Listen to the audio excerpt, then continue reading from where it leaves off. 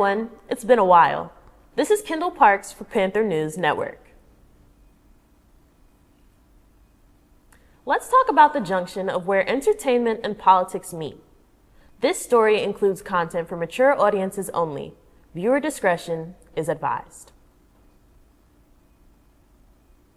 Social media personality and comedian Andrew Desbordes, widely known as Drewski, is currently under fire for his controversial skit of Erica Kirk, the widow of conservative influencer Charlie Kirk. Now, let's give a little context.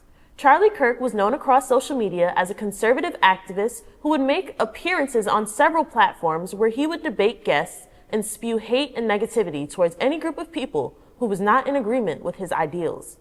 However, he also co-founded the conservative student organization Turning Point USA in 2012, where he served as the executive director until 2025. His extreme views on abortion rights, DEI programs, and gun control laws ultimately led to his demise on September 10, 2025. That day, Kirk was speaking at a Turning Point USA event hosted at Utah Valley University. This event was one of the same, where he would allow an open forum for debate-style questions.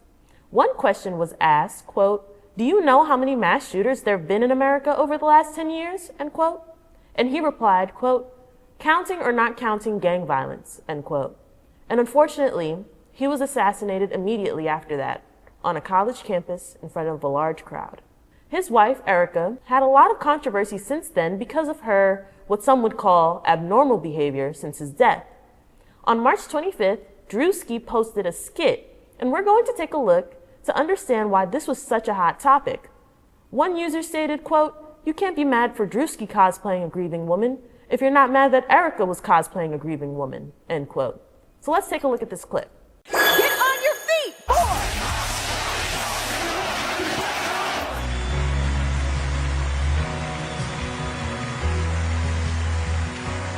In what ways have you grown closer to Jesus? I serve a righteous God. And that is why we say our prayers. We are all his children. One social media user expressed, quote, "You are about to be crucified, literally. This will start another war," end quote. Right indeed, because this past week, Jake Paul announced that he will be making a blackface-inspired video depicting Drewski. Here's the problem. Blackface is not comedy. It's deeply historical, and what Drewski did was purely comedy. It didn't attack an entire group of people. It was strictly for entertainment. Jake Paul is not a comedian. He's a YouTuber turned boxer who is conservative and very vocal about his political views. His video has not come out yet, so we need to stay tuned with that. But the question is, where does the line of comedy and racist agendas get blurred, and why? Leave your thoughts in the comments below and tell us what you think. For national news, gas prices have jumped roughly 35% since February. Reporter Tennille Coleman covered this story, so let's jump into it. Hello everyone, my name is Tennille Coleman with KPVU-TV, and right now, the cost of gas is spiraling out of control. Due to the U.S. and Israel war against Iran, gas prices have started to rise. The cost of groceries, the cost of shipping, and the quality of education will all be affected by this war.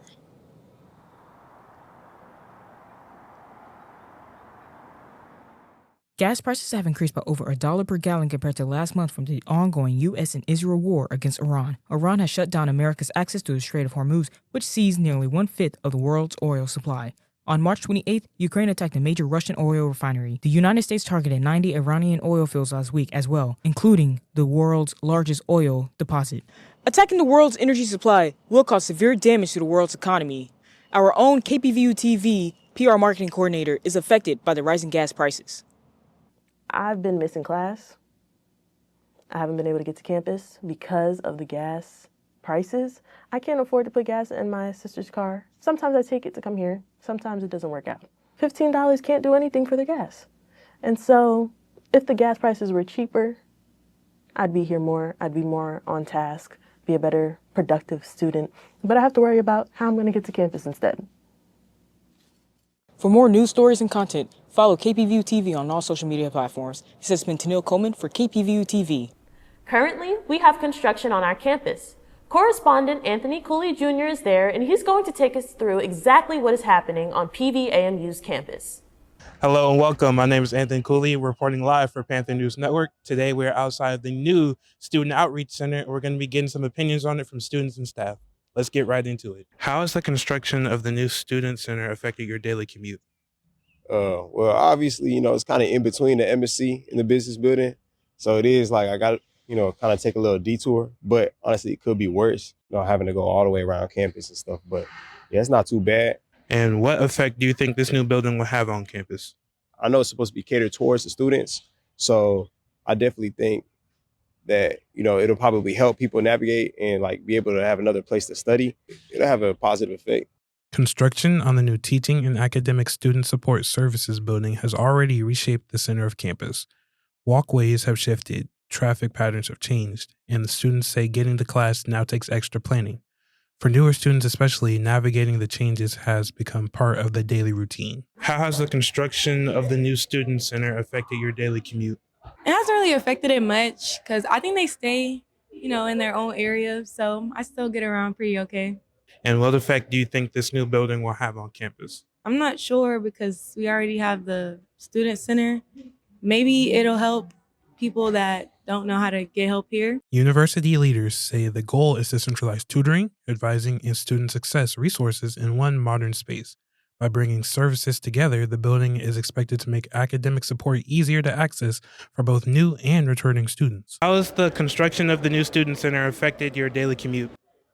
It hasn't affected my daily commute at all, but what's nice is that I get to watch as it's building from the ground up.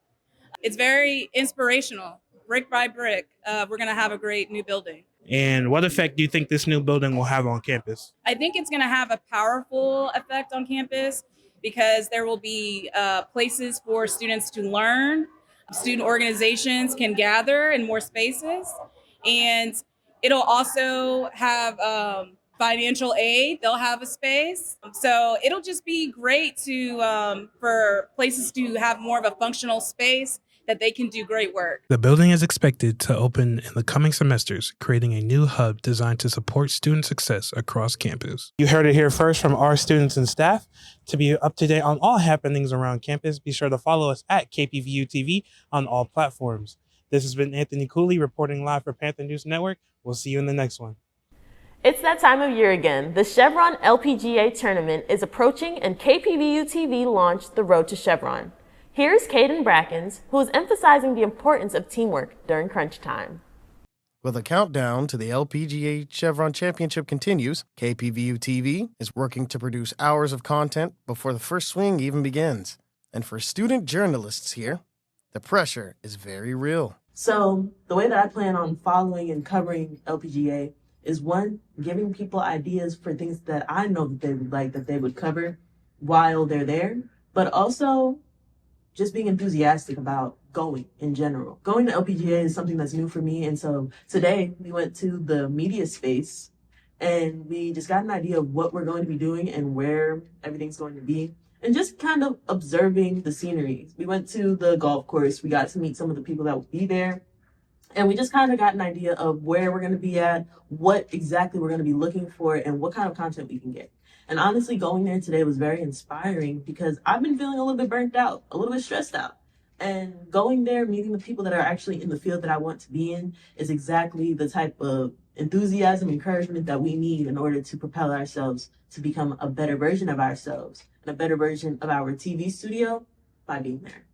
And so I hope that being at Chevron will allow us to grow and prosper and cover this story effectively. With the championship fast approaching, KPVU-TV is facing a race against time and a demand for content. This was your reporter, Caden Brackens, on KPVU-TV. This has been Kendall Parks for Panther News Network, and I'll see you next time.